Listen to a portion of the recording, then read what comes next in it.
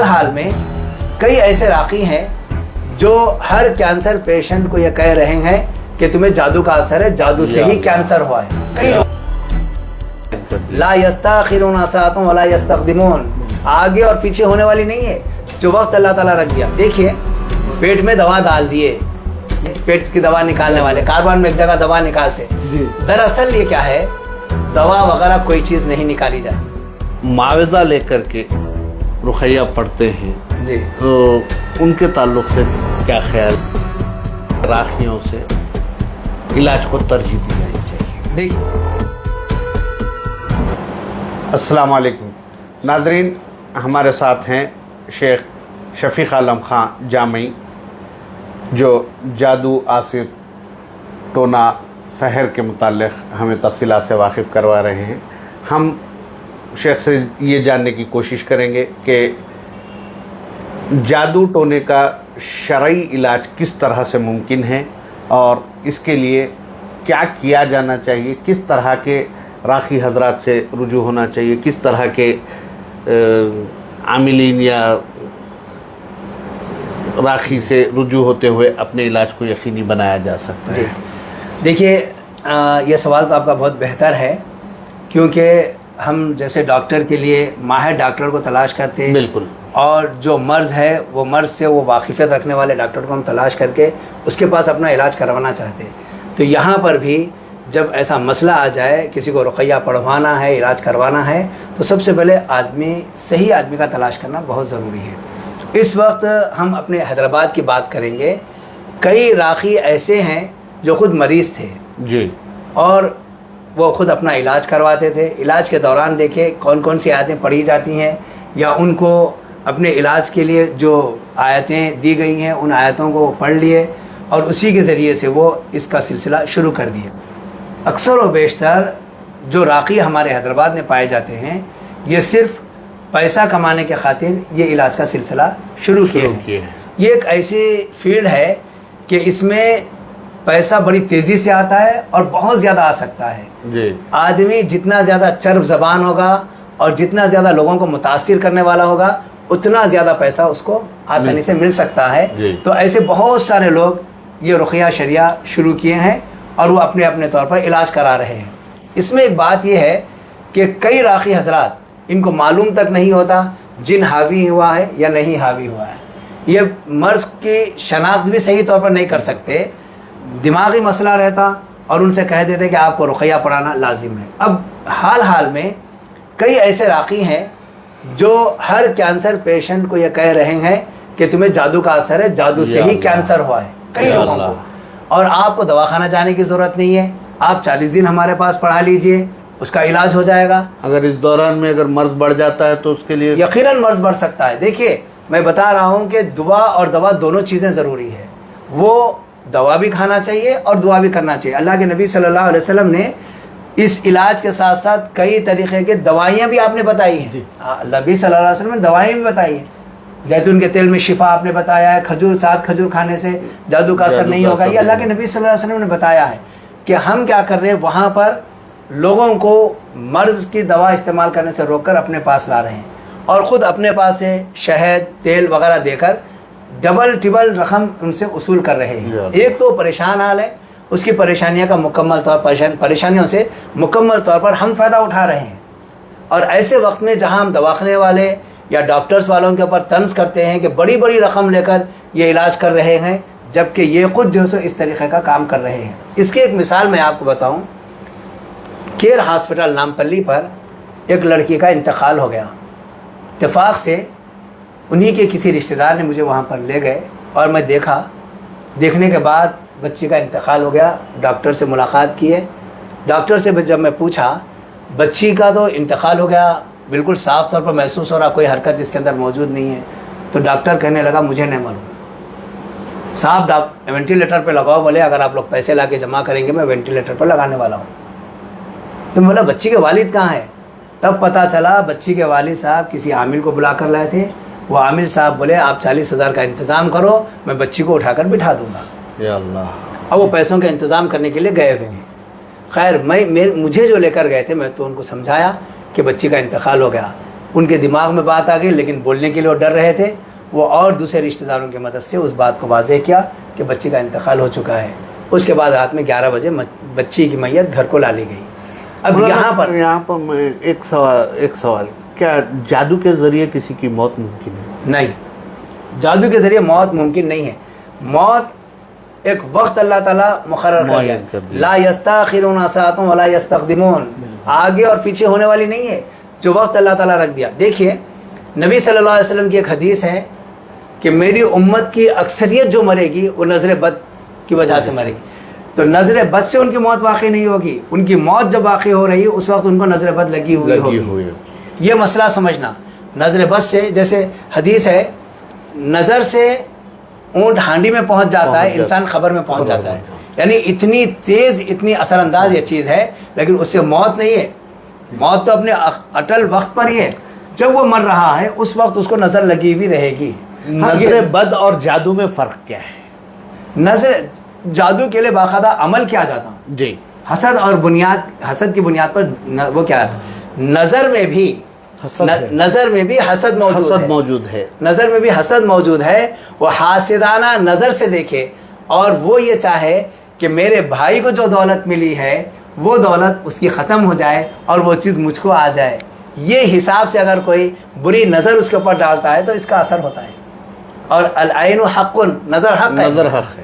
یہ حسد سے بچنے کے لیے ہمیں کیا کرنا چاہیے؟ یعنی اپنے آپ میں کیا تبدیلی لانی چاہیے یا پھر نظر بد سے محفوظ رہنے کے لیے محفوظ بھی رہوں اور میری نظر کسی اور کو نہ لگے. نبی صلی اللہ اس واسطے کیا ہے معلوم، کبھی بھی کوئی بھی چیز دیکھے ماشاء اللہ تبارک اللہ یہ الفاظ استعمال کرنا ہے. ماشاء اللہ، جو اللہ نے چاہا، تبارک اللہ، اللہ تمہارے اس کام میں برکت دے. یہ دعائیں کلمات، یہ دعائیں کلمات کرنا، لا حول ولا قوت، یہ ہے ماشاء اللہ، یہ الفاظ ادا کرنا چاہیے.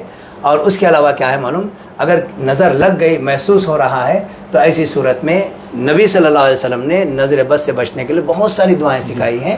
ان دعاؤں کا خصوصی طور پر اہتمام کرنا. چھوٹی چھوٹی کچھ دعائیں ہمارے ناظرین کے لیے. بسم اللہ الذی لا یضر مع اسمہ شیء فی الارض ولا فی السماء وهو السمیع العلیم. بسم اللہ ارقیک من کل شیء یؤذیک ومن شر کل نفس او عین حاسد اللہ یشفیک. بسم اللہ ارقیک. اعوذ بکلمات اللہ التامہ من کل شیطان وہامہ ومن کل عین لامہ. ایسے بہت ساری دعائیں ہیں.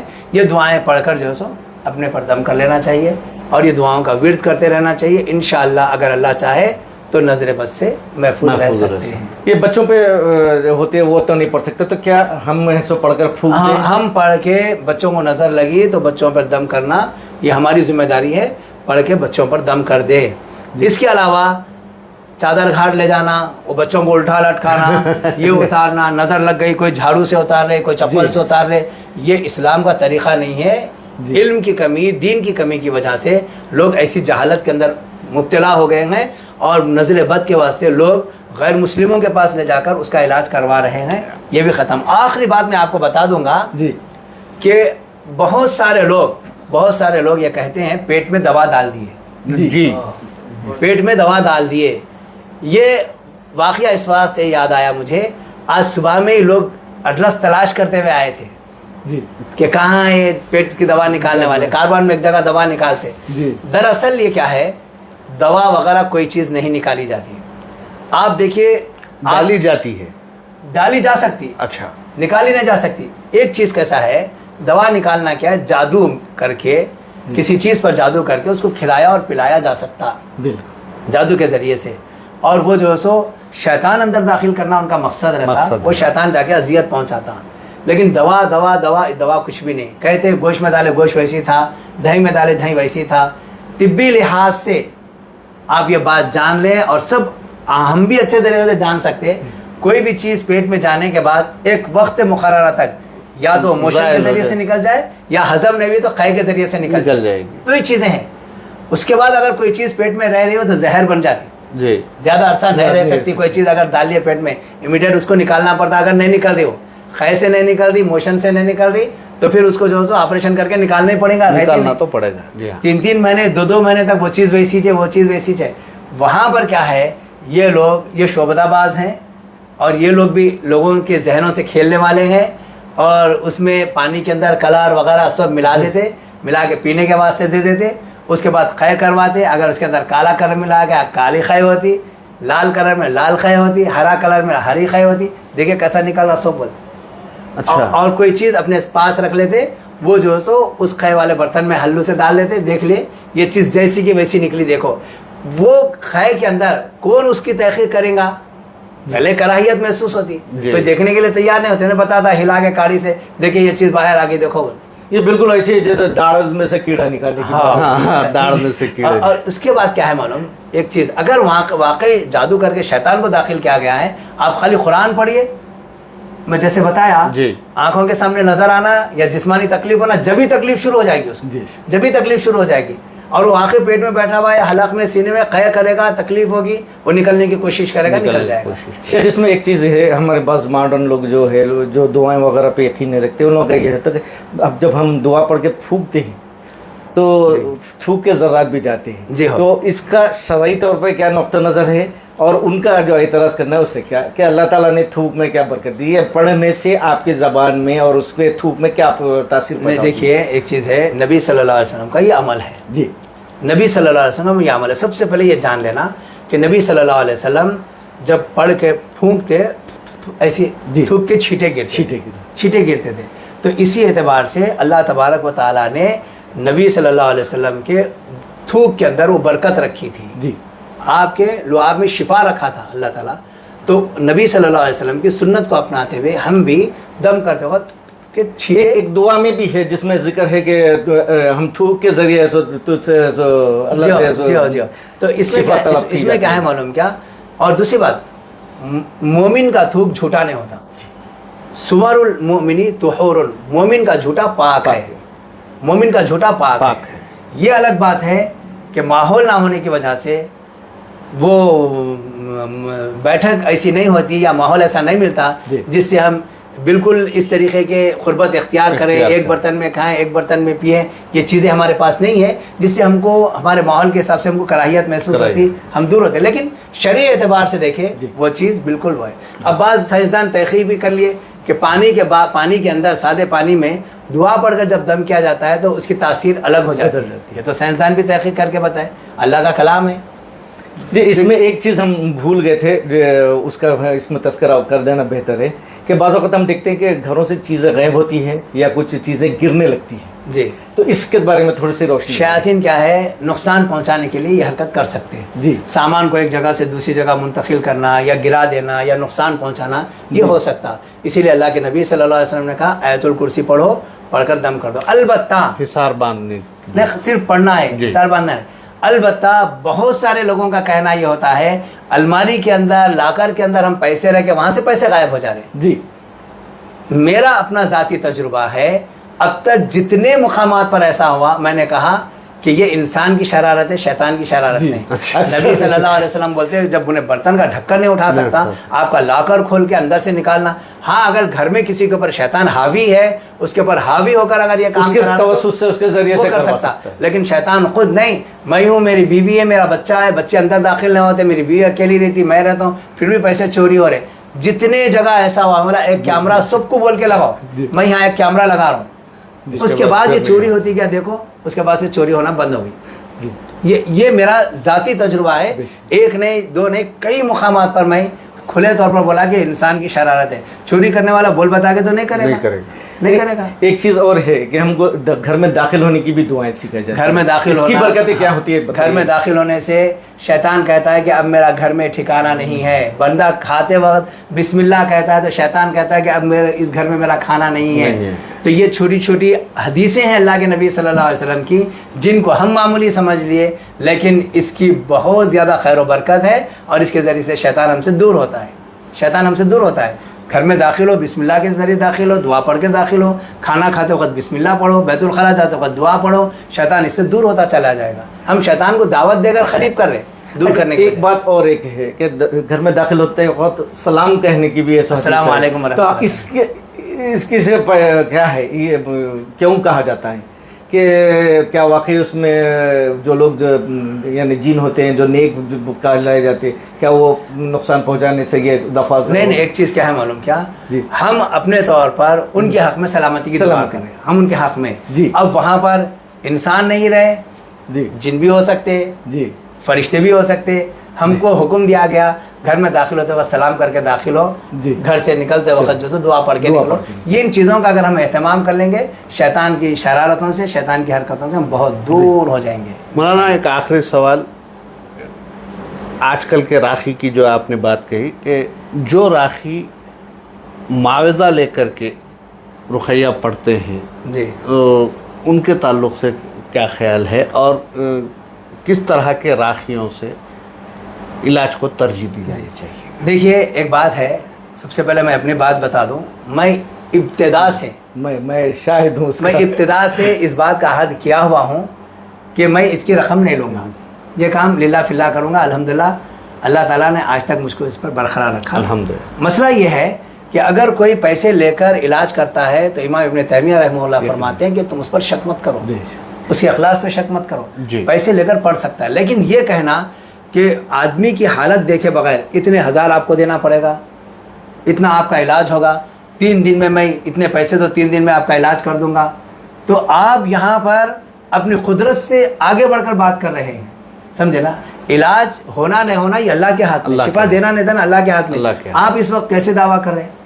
پیسے حاصل کرنے کے لیے بہت سارے راکھی جھوٹ کا استعمال کر رہے ہیں، اور جو مرض ان کے اندر اتنا شدت کا نہیں ہوتا جتنا شدت کا مرض یہ لوگ بتاتے ہیں کہ بہت خطرناک ہے، فلاں علم کرا دیا گیا، فلاں علم کرا دیا گیا، آپ کی جان کو خطرہ ہے، تاکہ پیسے حاصل کیا جائے. خاندان کے ایک ممبر کو رہتا پھر دوسرے ممبر کو آتا. یہ سب باتیں دیکھیے، جیسے بیماری کسی انسان کو ہے، ضروری نہیں کہ اس کی اولاد کو بھی ہو. انسان بیمار پڑتا، اللہ تعالیٰ کی طرف سے بیماری ہے. اب وہ کسی کو کینسر ہے تو بیٹے کو بھی کینسر ہونا، کسی کی کڈنی خراب ہو تو بیٹے کی بھی کڈنی خراب ہونا، یہ ضروری نہیں ہے. باپ اندھا ہوگا تو بیٹا بھی اندھا ہونا ضروری نہیں ہے. سب امراض میں اللہ تعالیٰ کسی کو دیتا کسی کو نہیں دیتا، یہ اللہ تعالیٰ کی طرف سے. لیکن ایسا بولنا کہ اگر اس کا علاج نہ کرا تو یہ تمہاری نسل کے اندر آ جاتا، تمہارے خون میں آ جاتا، یہ سب غلط بات ہے. یہ لوگوں سے پیسے اینٹنے کا ایک طریقہ ہے.